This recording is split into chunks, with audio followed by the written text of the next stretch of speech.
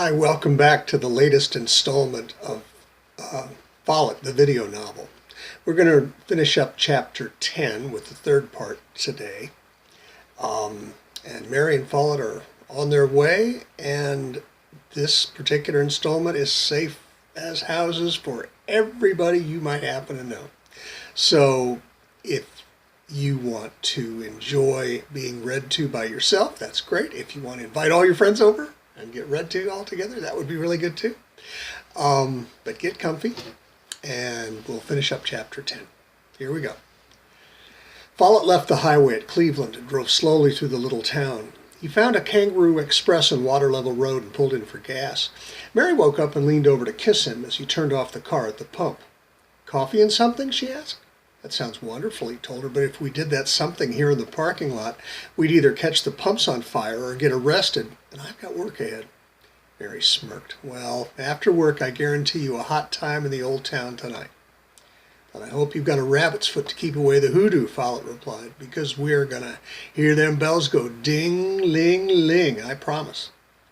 Mary pecked his cheek and hopped out of the car. As she bounced into the little convenience store, the eyes of every man and quite a few women followed her sensually galvanic walk. Mary walked through the store and found a bun coffee maker and poured 2 large cups. She left them on the counter and roamed the aisle searching for something, not just the something Follet had in mind and that she had etched into her mind now. She smiled and enjoyed the daydream. Then she saw what she was looking for. Moon pies. There were single-decker moon pies, there were double-decker moon pies, there were mini moon pies in chocolate and vanilla and orange and strawberry and lemon and banana and salted caramel. She grabbed 2 of each. And just in case Follet got pissy about moon pies really being little cakes, like whoopie pies, right next to the moon pies were lookout coconut pies and lookout pecan pies. She grabbed 2 of each of them, too. The gangly teen behind the counter had been watching her since she had come into the store.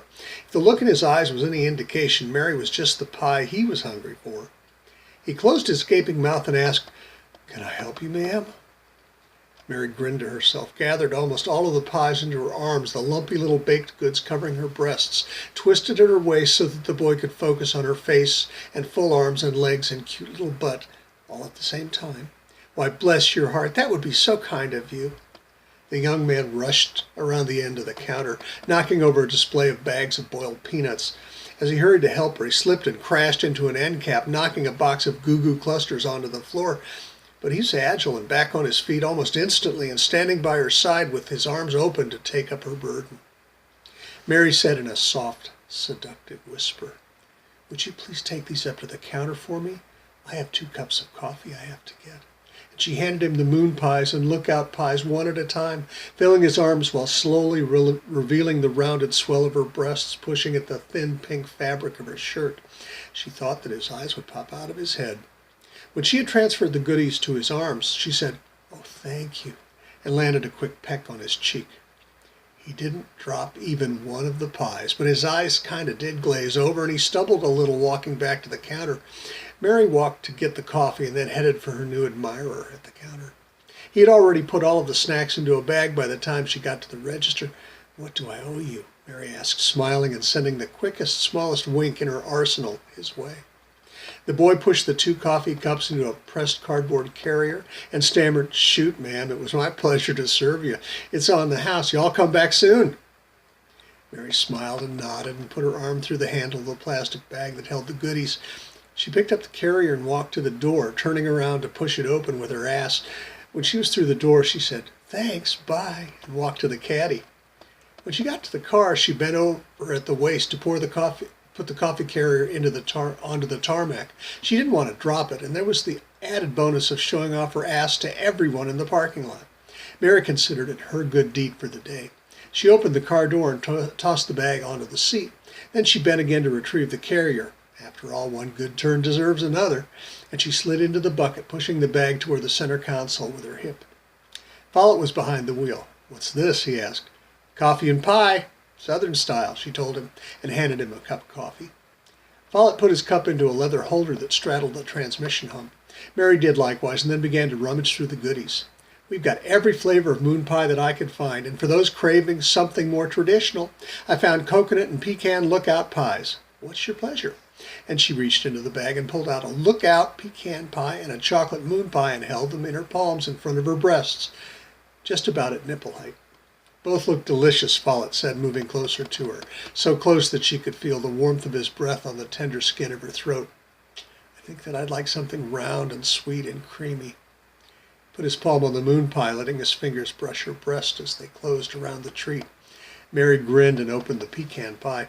She pulled it out of its little aluminum foil cup and bit into the chewy pecans and the sweet syrupy custard and the crumbly crust. After a second bite, she asked, "Want a bite, Follet? It's yummy." "I'll trade you. This moon pie is the cat's ass." Mary laughed and handed Follet the pecan and took the remains of Follet's moon pie. She popped it into her mouth, chewed and swallowed. She reached for her coffee and took a sip. "This is not the greatest coffee I've ever had," she admitted. "We should have had RC Cola with the moon pies, you know. It's traditional, but I'd really rather have a cup of gas station worm dirt than sweetened carbonated water. And I've had worse." Mary reached into the bag and pulled out one of the coconut pies. "Follet?" she asked. "No, thanks. I think I'll have another moon pie. This time, strawberry," Follet said. "Are we there yet?" she asked. "I think about an hour, Mary. After I finish work, we'll find a place for the night." "I'd like that, Follet. I want to spend every night with you." "Me too, Mary." Follet leaned over to her and kissed her softly and lingeringly. When they broke away from each other, Mary was short of breath. "Wow, there's more to come, Mary, much more." "Then let's get you to work. I want much more right away." Follet touched her cheek with his hand and turned the ignition and put the caddy in gear and roared off toward the Great Smoky Mountains. Follet drove through the little town of Ocoee, crossed the Ocoee River, and skirted the north shore of Lake Ocoee until he came to a sign pointing north to Archville. The road wove through the mountains, making 27 turns in the first 5 miles before straightening out for the last 5 miles to Reliance. There was a sign for Hiwassee Union Church pointing off to the right, but Follet found a little gravel road heading off to the left just after. He rolled slowly down the road for about 100 yards and pulled off under a massive branch of a mountain magnolia that made an arch about 10 feet off the ground. "I think it's just up ahead," Follet told Mary. "I'll be back as soon as the dream ends." "I can feel it too," Mary said. "It's a mixed up, muddled up, shook up world except for you, Follet." She grinned, winked, and blew him a kiss. Follet got out of the car and walked off down the road.